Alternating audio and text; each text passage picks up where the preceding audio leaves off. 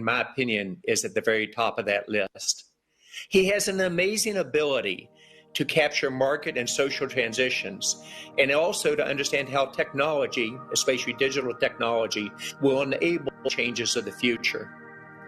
He outlines a vision and strategy in terms that we can all understand, whether it's for a digital India or changing the lives of every citizen within India. He communicates with skills that are almost unequaled on the global stage.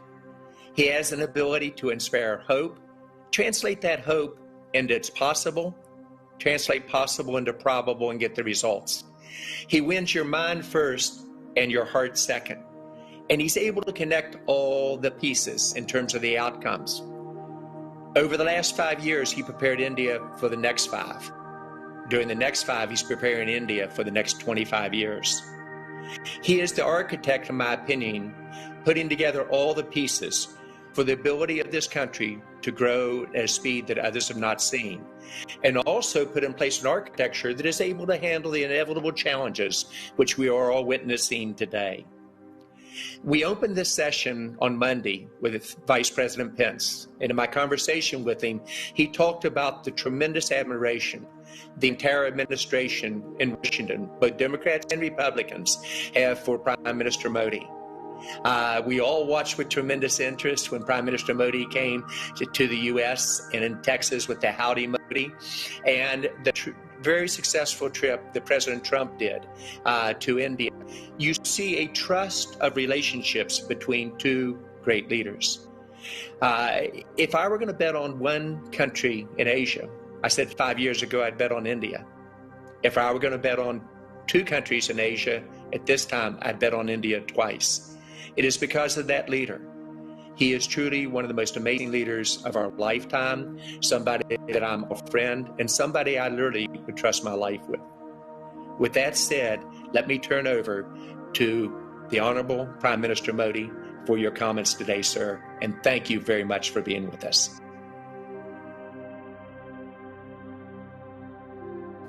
Distinguished guests in India and USA. Namaste. It is wonderful to see US ISPF bring together a diverse range of people for the US-India Summit 2020. The work of the US ISPF is bringing India and USA closer is commendable. I have known John Chambers for many years now. His affection towards India is very, very strong. A few years ago, he was awarded the Padma Shri honor. Friends, the theme of this year is a relevant one, navigating new challenges. When the year 2020 began, did anybody imagine this is how it would pan out? A global pandemic has impacted everyone. It is testing our resilience, our public health systems, our economic systems. The current situation demands a fresh mindset.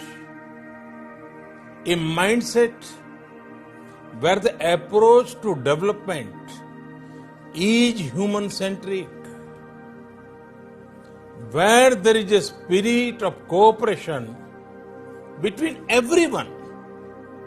Friends, while looking at the way ahead, we should keep our focus on ramping up our capacities, securing the poor, future-proofing our citizens. This is the path India is taking. India was among the first in creating a responsive system of lockdowns. India was among the first to advocate the use of masks and face covering as a public health measure. We are also among the earliest to create public awareness campaigns about social distancing. In record time, medical infrastructure was scaled up, be it COVID hospitals, ICU capacities, and more.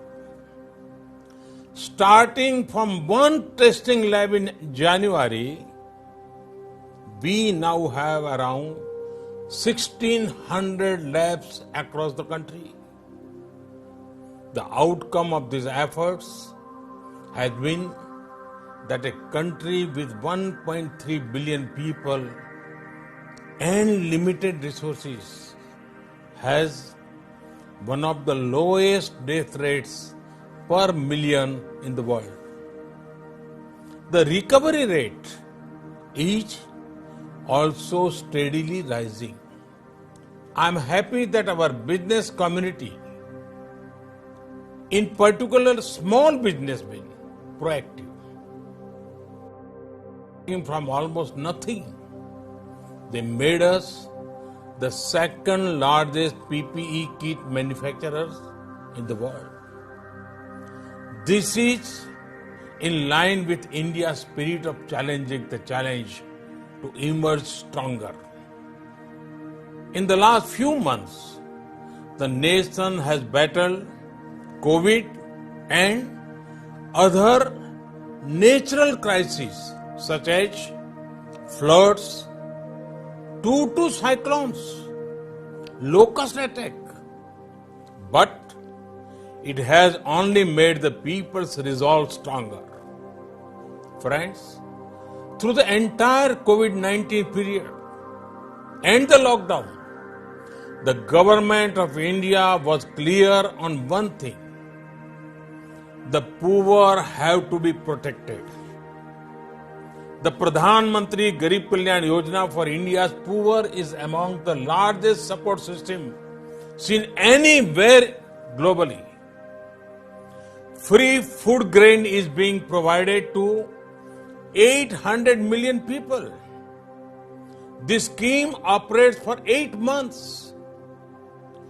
800 million people means more than double of USA's population. Free cooking gas is being provided to around 80 million families.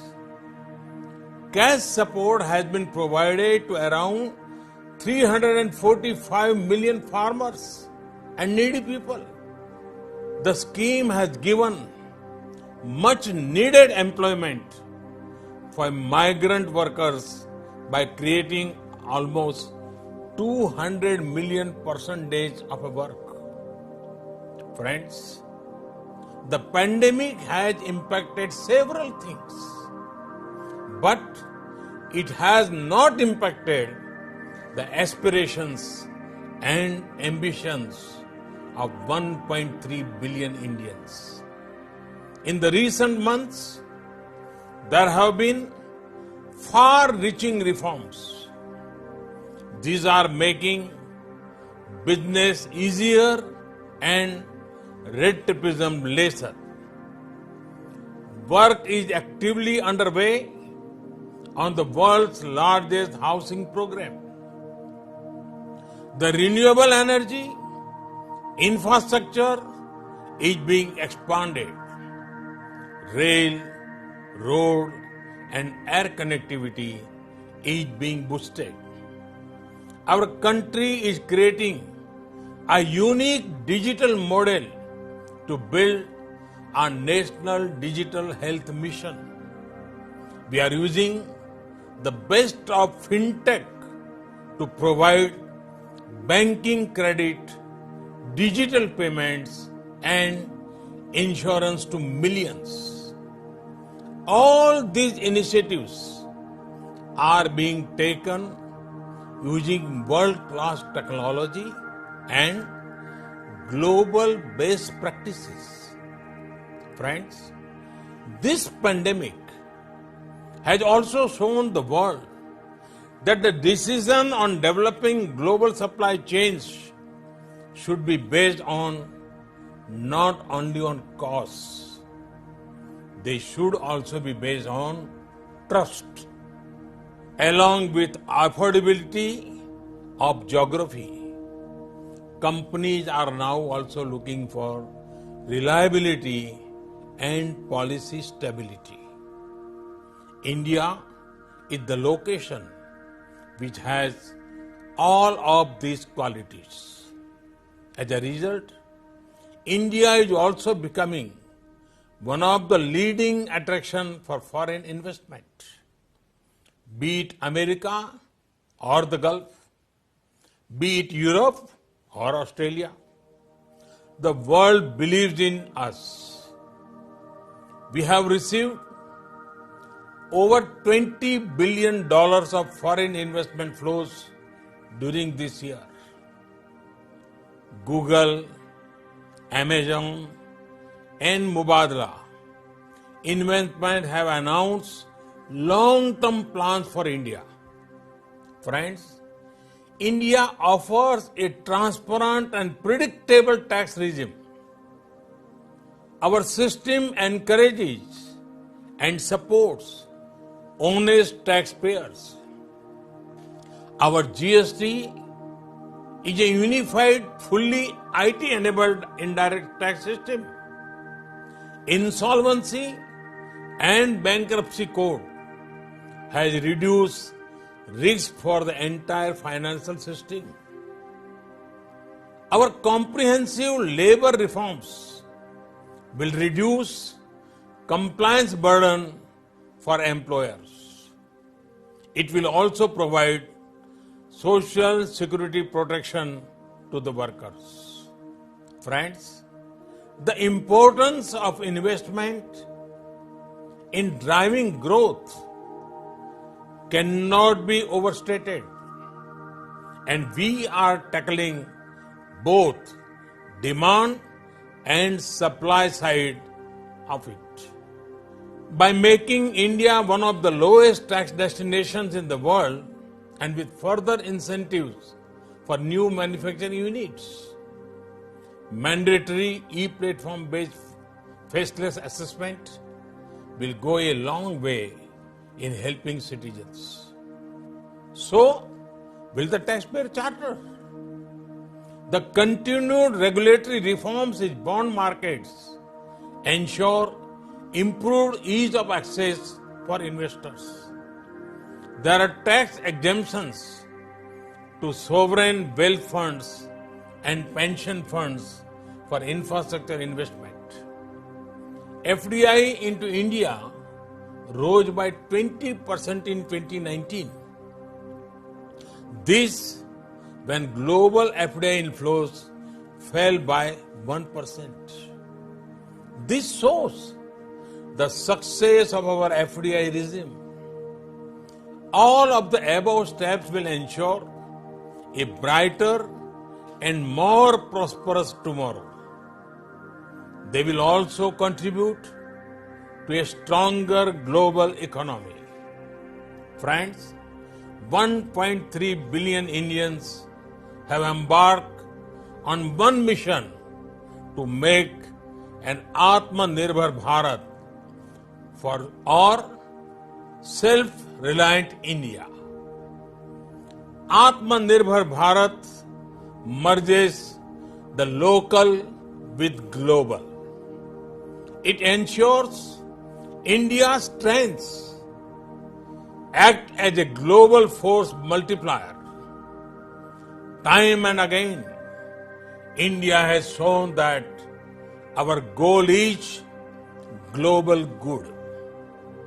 Despite our large local needs, we did not shy away from our global responsibility, the responsibility of being the world's leading producer of generic medicines. We ensure constant supplies to the world. We are also at the forefront of research on the vaccine for COVID-19.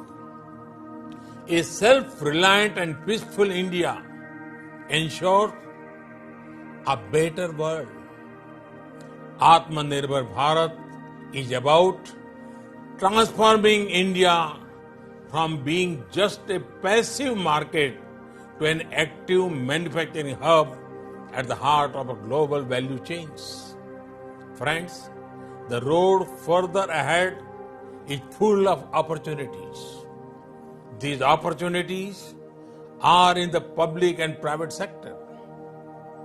They cover core economic sectors as well as the social sectors. Recent sectors that have opened include coal, mining, railways, defense, space, and atomic energy. Production-linked incentive schemes have been launched for mobile and electronics, medical devices, pharma sectors. They have been well received. Such schemes are being planned for other champion sectors too. Reforms in agriculture marketing and $14 billion agriculture financing facility bring several opportunities. Friends, for challenges in India, you have a government that believes in delivering results. A government for which ease of living is as important as the ease of doing business. You are looking at a young country with 65% population less than 35 years old. You are looking at an aspirational country that has decided to take the nation the new heights. This at a time when we mark 75th years of independence. You are looking at a country with political stability and policy continuity. You are looking at a country with commitment to democracy and diversity. Come, be a part of this journey with us. Thank you. Thank you very much. Ladies and gentlemen, please welcome USI SPF President and CEO, Dr. Mukesh Aghi. Thank you, Honorable Prime Minister Shri Narendra Modi ji. We are grateful for your leadership in elevating the US-India strategic and economic partnership. USI SPF is committed to partner